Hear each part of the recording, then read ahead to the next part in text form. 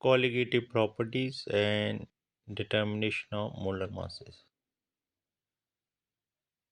So, what are the colligative properties? So, all these properties depend on the number of solute particles, irrespective of their nature, relative to the total number of particles present in the solution. Such properties are called colligative properties.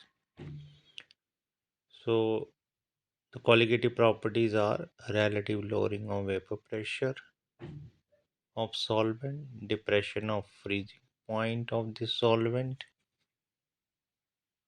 Third is the elevation of boiling point of the solvent. Fourth is the osmotic pressure of the solution.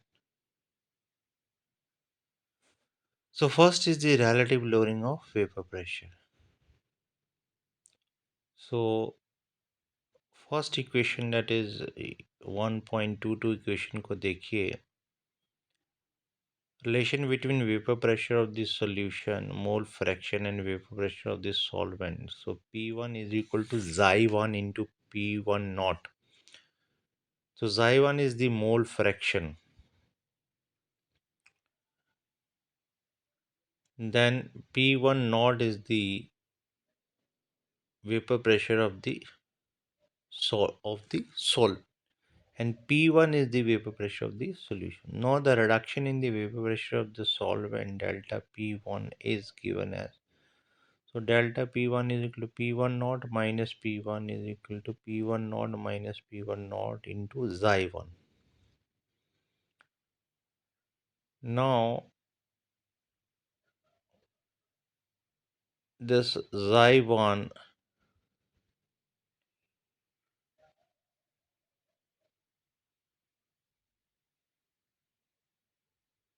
uh, then taking P1 naught common, 1 minus xi1. So we know that the sum of the mole fraction of the solute and the solvent, that is equal to 1. So xi2 is the mole fraction of the solute. It's a 1 minus xi1. So delta P is equal to P1 naught into xi2.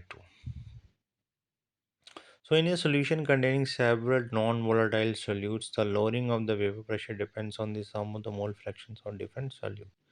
So here delta P1 upon P1 naught is equal to xi2, right? So what is this xi2? Xi2 is the mole fraction of the solute. So the expression on the left hand side of the equation, as mentioned earlier, is called the relative lowering of the vapor pressure and is equal to the mole fraction of the solute. So P1 naught minus P1 is divided by P1 naught is equal to N2 upon N1 plus N2. So since xi2 is equal to N2 upon N1 plus N2, so here N1 and N2 are the number of moles of solvent and solute respectively present in the solution. So for dilute solutions, N2 is very less than N1. So neglecting N2 in the denominator, we have P1 naught minus P1 upon P1 naught is equal to N2 upon N1.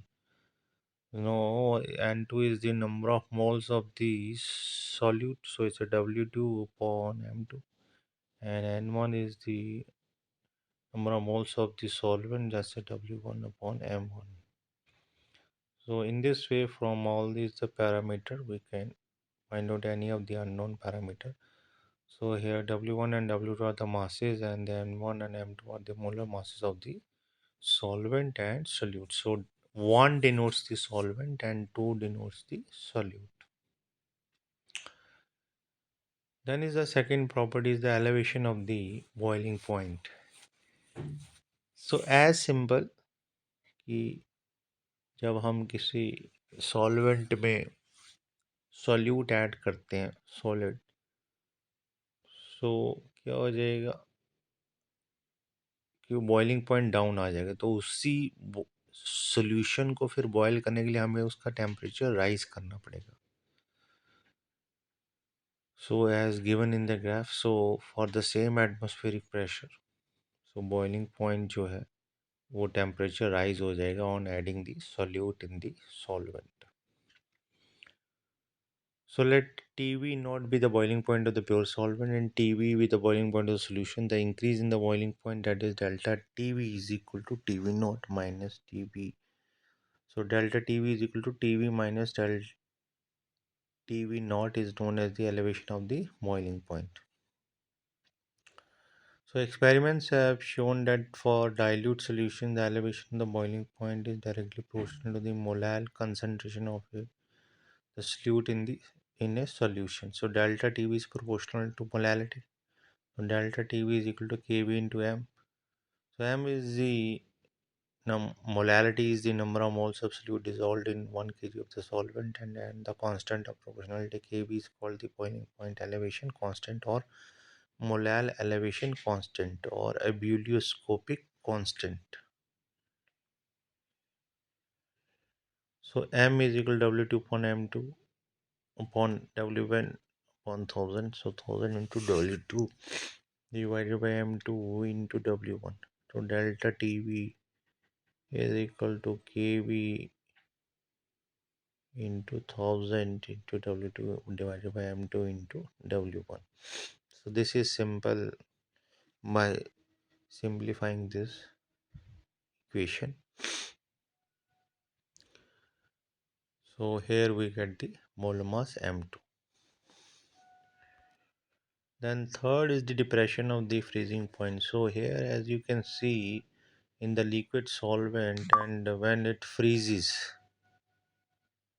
so when you add solute in the solvent, it becomes the solution and the freezing point decreases. Now what is the higher temperature? Of course delta F naught is the higher temperature of the pure solvent.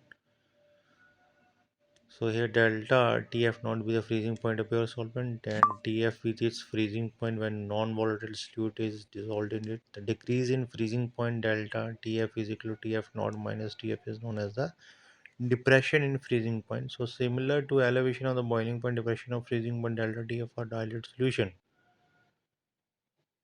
Ideal solution is directly proportional to molality. Delta Tf is proportional to molality. Delta Tf is equal to Kfm.